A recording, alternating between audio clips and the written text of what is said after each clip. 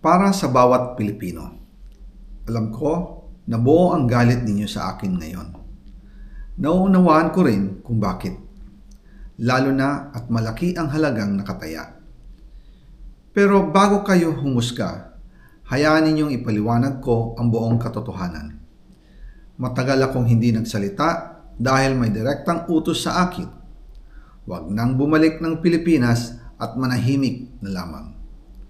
Umalis ako noong July 19, 2025 para sa aking medical check-up. Nakaplanong bumalik pagkatapos ng SONA ni Pangulo. Pero habang papauwi na ako, tinawagan ako ni dating Speaker Martin Romualdez at sinabihan, "Stay out of the country. You will be well taken care of as instructed by the President." Noon naniniwala pa ako sa kanila, kaya't hindi ako bumalik. Tumikom ang aking bibig, sumunod ako, pero ang hindi ko alam, ang ibig pala nilang sabihin sa aalagaan ka namin ay gagamitin ako bilang panakipbutas sa kanilang kampanya laban sa korupsyon. Ginawa nila akong poster boy ng kanilang sariling kasinungalingan. Ngayon, hindi na ako mananahimik, ilalabas ko ang lahat ng katotohanan. May resibo, may ebidensya, at may pangalan. Nagsimula ito nung tumawag si Sekmina Pangandaman sa akin nung nag-umpisa ang BICAM process last year, 2024. Ang sabi niya, katatapos lang ng meeting nila ni Pangulo at may instructions na mag-insert or magpasok ng 100 billion worth of projects sa BICAM. At sinabi pa ni Sekmina, you can confirm with Yusek Adrian Bersamin dahil magkasama sila sa meeting ni Pangulong BBM noong araw na yon. Tinawagan ko po agad si Yusek Adrian Bersamin at tinanong ko kung may instruction nga ba ang Pangulo na magpasok ng 100 billion during their meeting. Ang sabi niya ay totoo nga po. Right after our conversation, tinawagan ko po si dating Speaker Martin Romualdez at nireport ko ang instructions ng Presidente to insert the 100 billion projects. At sinabi niya sa akin, what the President wants, he gets. After ng ilang araw, nag-set po ng meeting si Sekmina Pangandaman at Yusek Adrian Bersamin sa amin ni dating Speaker Martin Romualdez sa Aguado Building in front of Gate 4 ng Malacanang at nandun din po si Yusek Jojo Cadiz. During the meeting, binigay po ni Yusek Adrian Bersamin ang listahan na worth 100 billion. Tinanong ko po si Yusek Adrian kung saan galing ang listahan. Ang sagot niya, galing kay PBBM mismo at binigay niya ito mula sa brown leather bag. Nung sinabi po ni Yusek Adrian Bersamin yung brown leather bag, naalala ko noong nasa Singapore kami right after the elections of May 2022 sa Hilton Hotel, kami ni dating Speaker Martin and PBBM habang pauwi at pabalik ng Pilipinas, hinabol ng PSG ang brown leather bag at ang sabi ni PBBM, maiwan na lahat, wag lang ang brown leather bag.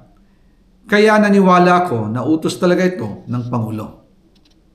Pagkatapos ng ilang araw, I informed sina dating Speaker Martin Romualdez, Sekmina Pangandaman, Yusek Adrian Bersamin, and Yusek Jojo Cadiz na kung pwede 50 billion lang ang ipasok sa program funds dahil so sobra ang DPWH funds versus sa DepEd. In practice, hindi pwede na mas malaki ang budget ng DPWH kaysa edukasyon.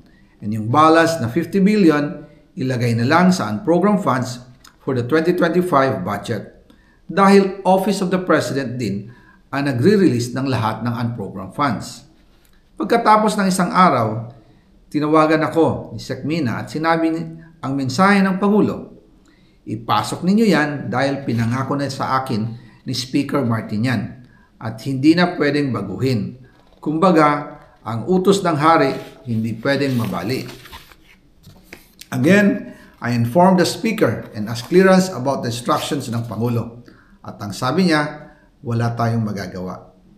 Kaya po nagtataka ako kung bakit sinasabi ni Pangulo na hindi niya makilala ang budget.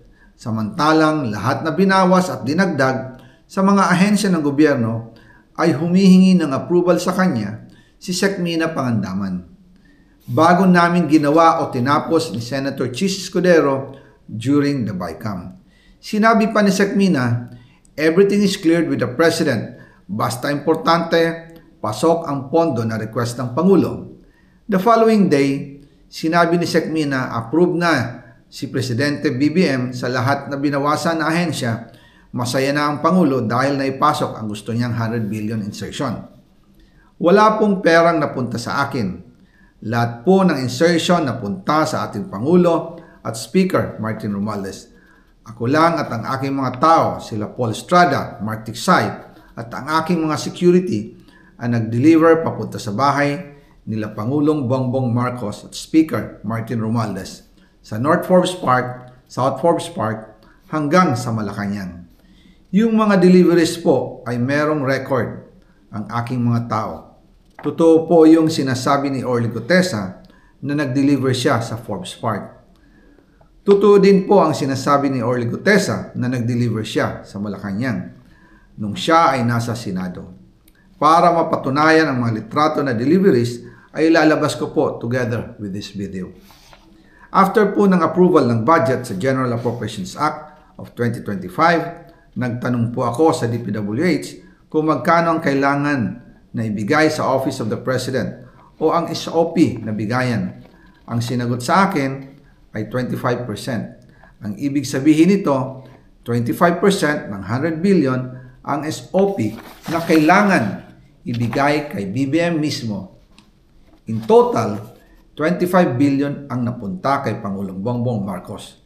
Kaya ngayon ay hinahamon ko si Ombudsman Remulla kung seryoso talaga siya sa mga sinasabi niya sa kanyang press release na idadamay niya pati si Martin Romualdez kung magbibigay ako ng ebidensya.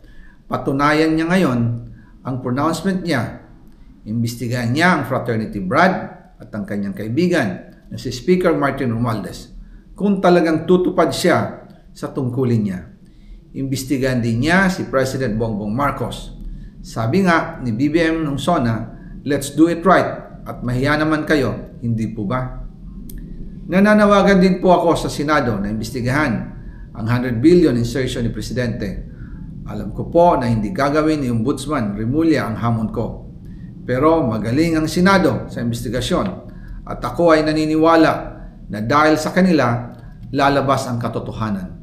Yung pong listahan ng mga projects, ilalabas ko din kasama ng video na ito. Dahil dito, mas lalong darami ang ipa-file na kaso sa akin. Ginagamit ng administrasyon ang buong resources ng bansa para tumahimik ako, para masira ang aking kredibilidad. Darami din ang banta sa buhay ko at ng aking pamilya. March 2025 pa lang, si Speaker ay nagpaparinig na sa akin sa aming meeting that he will shoot me if I will talk. At pagkatapos niyang sabihin sa akin in a phone call na, don't come home, we will take care of you, tumawag ulit si Speaker Martin at sinabihan niya ako na pag umuwi ako will be dangerous. Kasi they might hire someone to do a rub out on me or hire the police to kill me while in jail. Una pa lang ito sa mga gusto kong ibunyag. Marami pa akong dadalhin sa liwanag. Isa na dito ay yung kay Henry Alcantara, ang DPWH boys, ang sinasabi nilang halaga sa ICI ay 21 billion. Hindi po totoo yan. Ang totoong numero ay 56 billion pesos at yung pong halaga na yan ay kay Pangulong Bongbong Marcos at Martin Romualdez na punta lahat. Ilalabas ko po ang buong detalye sa darating na mga araw. Kaunting pasensya pa po. Sana po ay hindi nila ako mapatay bago ko mailabas ang lahat. Sa inyong lahat sa Pilipinas, lalong-lalo na sa aking pamilya, taos-puso akong humihingi ng paumanhin. Ginawa ko lang ang utos sa akin, pero ngayon, handa na akong harapin ang lahat. Uulitin ko po, yung pong pera, wala pong napunta sa akin. Dumaan lang po ang pera sa akin para i-deliver kay Speaker Martin Romualdez at Pangulong Marcos. Salamat sa inyong pag-unawa.